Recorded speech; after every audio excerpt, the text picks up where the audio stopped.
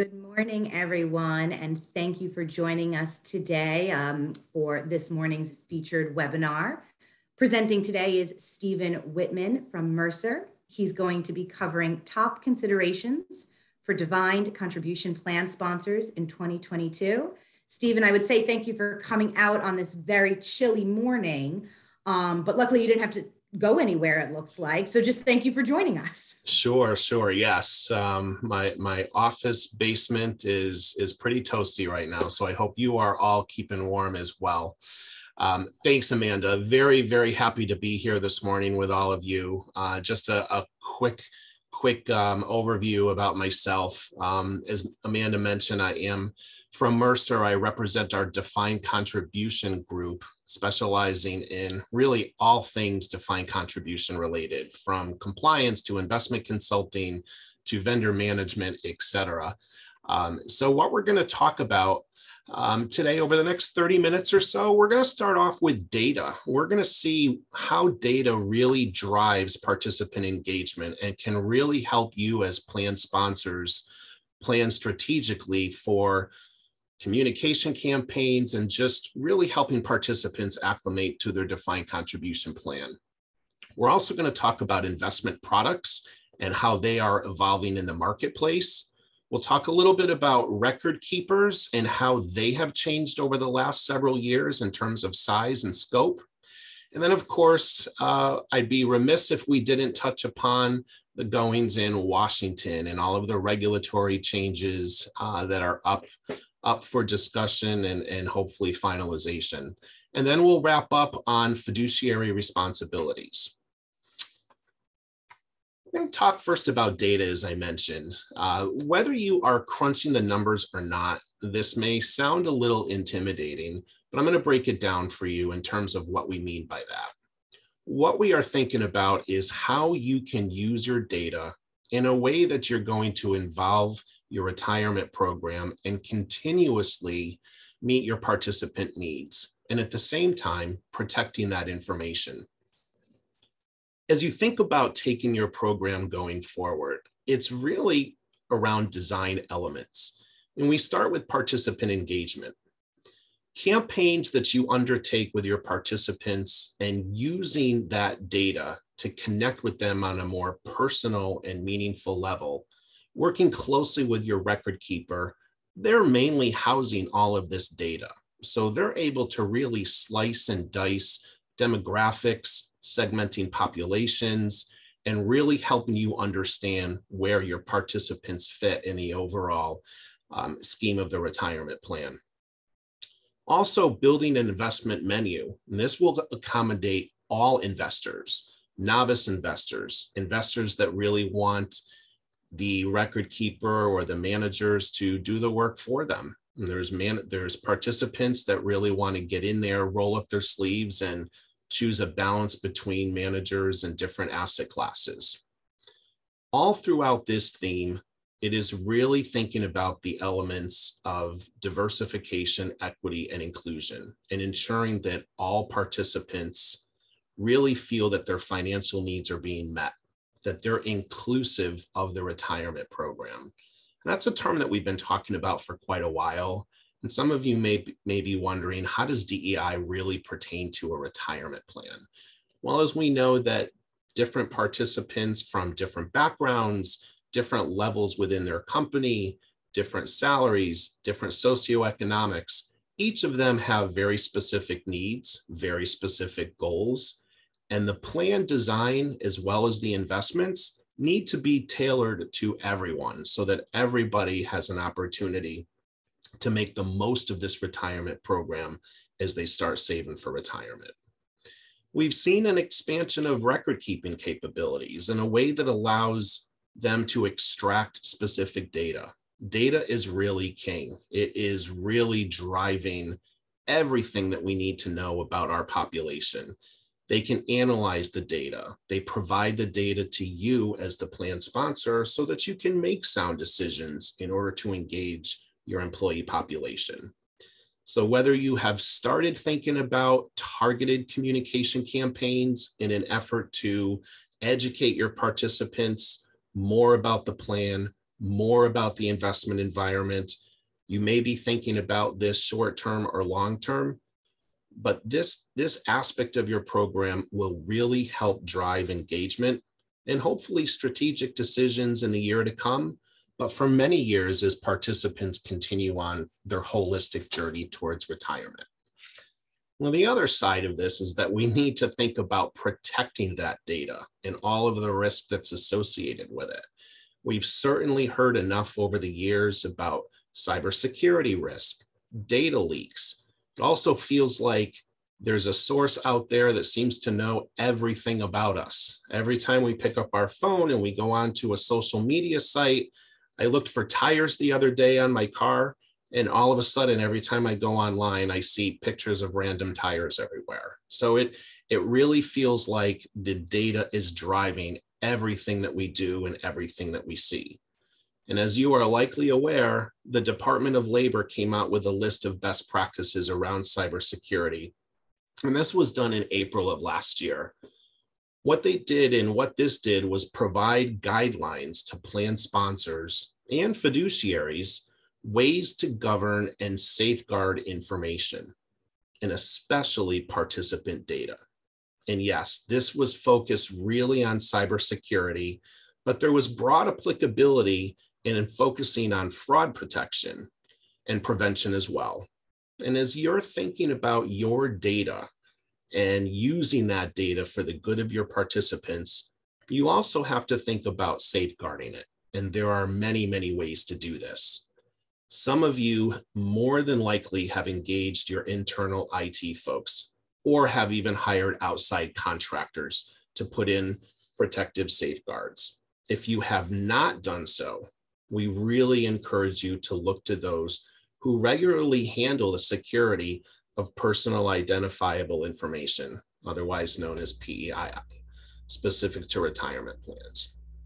So in addition to things that you can do from a risk mitigation standpoint, there's contractual agreements already in place with your vendors that are going to outline these steps to protect your participants. You should verify those steps with your vendors, especially the record keepers, to ensure they meet your standards. So there's a lot here regarding data that really you can make work for yourselves, but ensuring that it's protected. And the other thing that we're starting to hear more of and see through our broad base of clients is that this is significantly picking up in DOL audits.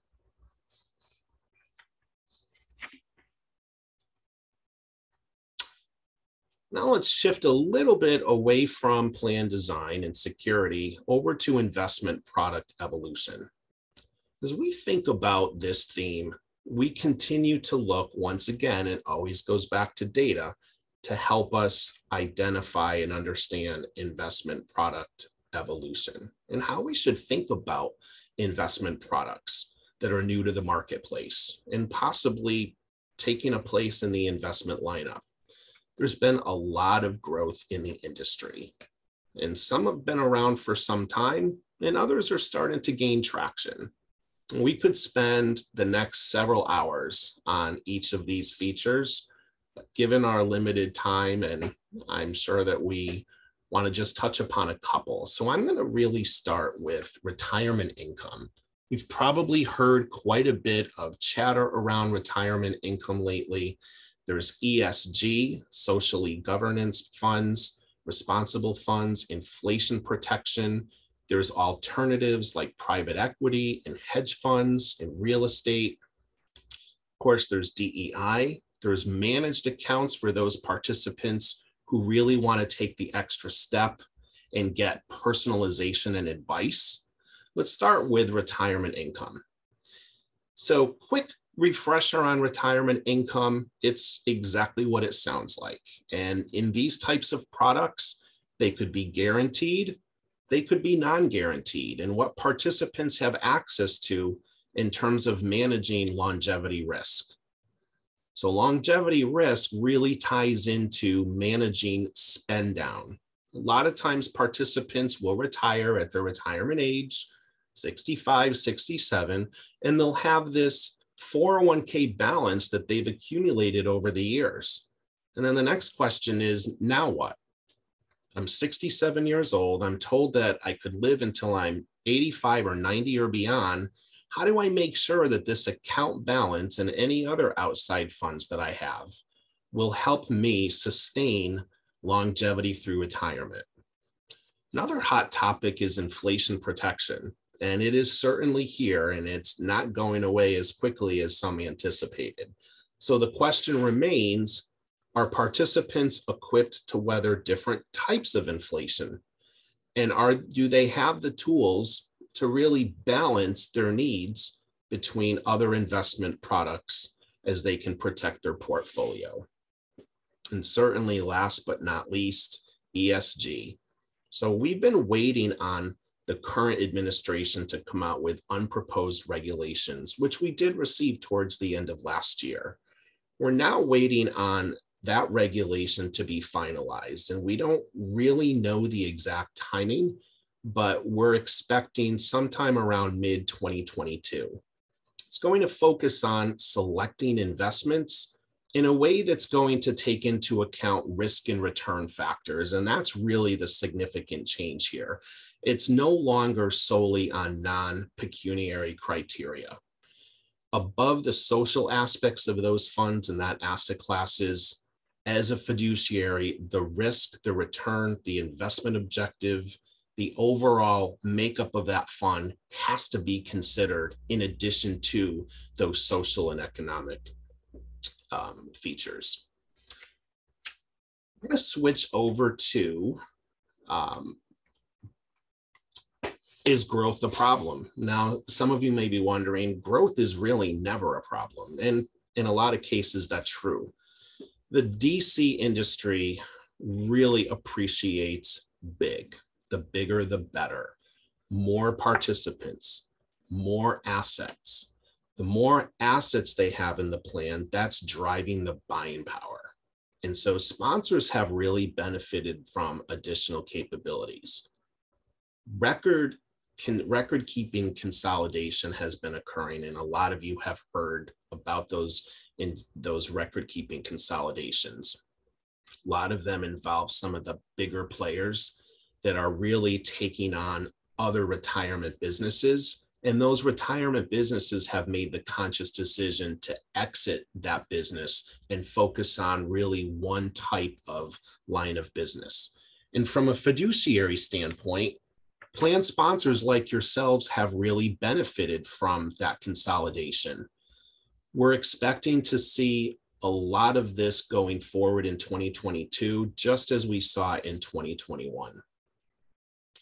Now, back in the day, there was a point in time that if a record keeper had 1 million participants on their record keeping platform, chances were that they were going to be a very profitable and successful business. That's really no longer the case. The record keeping environment has changed drastically. The margins have changed. There's been pricing compression. And then there's the increase in cost of those expanded service capabilities. And there's also a demand for higher technology. We are living in a technology-driven world. And in order for those businesses like our top record keepers, they're trying to reinvest themselves in those businesses so that they can continue to offer the latest and greatest technology. And so what we're really getting at here is the need for scale. And if we have scale, then we're able to see the growth within those companies, because it certainly won't be stagnant. Encouraging your employees to contribute to their plan will certainly help drive scalability, but there are other factors. And we've also seen plan sponsors change their partnerships with these vendors. But what's likely going to see the most growth in the record keeping industry is this acquisition. We're not done yet. And although I don't have a crystal ball, my sense is that we will continue seeing some of these retirement shops merge together or be acquired by some of the other firms. So achieving scale through record keeping platforms or investment managers, that doesn't alone insulate organizations from the market pressure. And I don't have to tell you as employers that you are feeling the challenges today in terms of workforce demand. The Great Resignation, the increased retirements that we've seen in 2021, they're impacting your providers as well. If you've gone out to a restaurant, you've seen limited staff. You may be sitting at your table waiting longer than normal.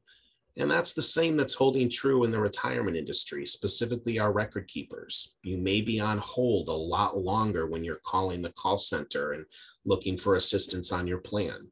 The mail time might be a lot slower than it used to be. And so what we're seeing in addition to that is we're seeing some plan sponsors actually shut down changes that can be made to the plan. We saw a few of them close that window last summer in anticipation of 1/1 changes. A lot of it is due to capacity. And finally, for the investment managers of market performance, one thing that we're not going to hear complaints about is the equity return of 25% in the rising market that we've experienced. But the rising market is also going to put on capacity constraints on many asset classes, and particularly small cap. So what does this really mean to you as the plan sponsor? What are you supposed to do with this information? This really comes down to monitoring. It allows you to continue to monitor your investments, monitor the managers, and ensure that the advice that you're receiving is always for the benefit of the participants. If changes need to be made as a result of significant changes on the investment manager end, you have the tools and the resources to make sure that that's done. Asset growth and investment plans are certainly not a bad thing, but it also allows you to take a look at those investment funds and see if they qualify for lower share classes. As assets increase, that is really called a break point, and managers should be allowing you to have a lower share class, which translates to lower cost for your participants. Now we're going to switch gears and head to Washington. Legislation and regulation is something that continues to involve DC plans, and we don't really see an end to that at all. At the end of 2021, we were waiting to see what was going to happen with the Build Back Better Act. I cannot say that fast. We wanted to see if that was going to come into fruition and really what impact it was going to have on DC plans, particularly Roth and the after-tax conversion as a consequence. With that tabled, we will probably see something in 2022. And just to give you a snapshot of what this can potentially look like, we're just looking at a variety of activity. It's been quite a lull since the Secure Act, but we think that there will be new legislation coming sometime this year. So going back to the Build Back Better Act, while it's tabled, it's not completely eliminated. And we do expect it to come back, although really in a scaled back way. We think that it could eliminate the mandate for employer plans and also the expansion of the savers credit. There are things that may survive, likely survive, for those revenue generators like Roth conversion restrictions and limits on those large balances. And around the March to May timeframe, we're expecting the Secure Act 2.0, a bipartisan legislation likely to come to fruition. Right now, there's 3 bills in Congress that have overlapping provisions. And this is going to likely make it more passable once it gets to Congress. Some of these legislators are retiring this year, and they've been strong proponents of retirement plan legislation. So they're really going to be motivated to see this through. A couple of these overlapping provisions, student loan match legislation. A lot of employers have inquired about this, especially with the younger workforces coming into the companies with student loan debt. Also, the need to push back required minimum distributions to age 75 as opposed to earlier provisions of 72. Secure Act is not the only thing that is likely to happen in 2022. You heard me mention a few moments ago ESG and that we're waiting for final analysis on that, but we're also looking at the fiduciary definition of investment advice and guidance on pooled employer plans. For those of you that have started to see some of the buzz around PEPs, as we refer to them, we are awaiting final guidance to see how that's going to play out in the future. And then finally, the last is lifetime income disclosures. So this is a requirement now that's going to go into effect the second quarter of 2022. And that'll have the information on the second quarter statements, and those will be available in February. Cups are overflowing. This is going to target really everything that is under the hood with regard to fiduciary responsibility. Liability insurance. And so I'll touch upon that quickly, because in the DC world, we're seeing a lot of clients and a lot of companies inquire about these very thick questionnaires that they're getting from their record keepers. And the reason behind that, what's driving that, is litigation. You type in the word 401k litigation in Google, and you are going to see a whole slew of cases that have popped up over the years. We could spend hours talking about this one topic. Topics like excessive fees, investment suitability, not communicating the information, and not having full transparency. Those are just a few of many reasons why participants have brought suit to their plan sponsors.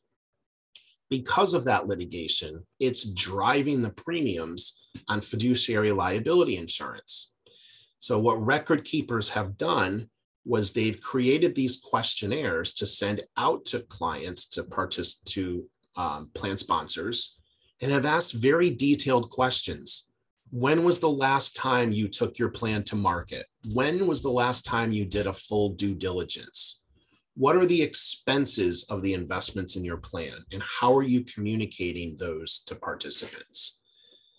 So some of these employers didn't even have their fiduciary liability insurance renewed because they didn't check the box on many of those things that I just mentioned. For those that did get renewed, a lot of them saw spikes in their premium up to about 40%. Lifetime income disclosures, we touched upon that. We touched upon cybersecurity. There's going to be audit requirement changes, and there's also going to be 5,500 filing changes. They are trying to streamline things to some extent, but there will be changes that will be communicated in addition to some plan amendments. And we're finishing with a few minutes left for questions. So Amanda, I'll turn it back to you to see if there are any questions in the chat. Great, thanks so much, Stephen. This was really great information. I don't see any questions right now submitted for those that were on the webinar today, but I'm sure, Steve, can you just put up your contact information again? So that way, if folks do have further questions at a later date, or if you're watching this on Facebook or on our resource center, of course, you can reach out to Steve with the contact information here. Steve, thank you again for putting this presentation together for us. We really appreciate it. Great. Thank you all. Thank you for your time today. Stay warm. Thank you all for joining. Yes, definitely. Thank you all for joining, and have a wonderful weekend. Bye-bye.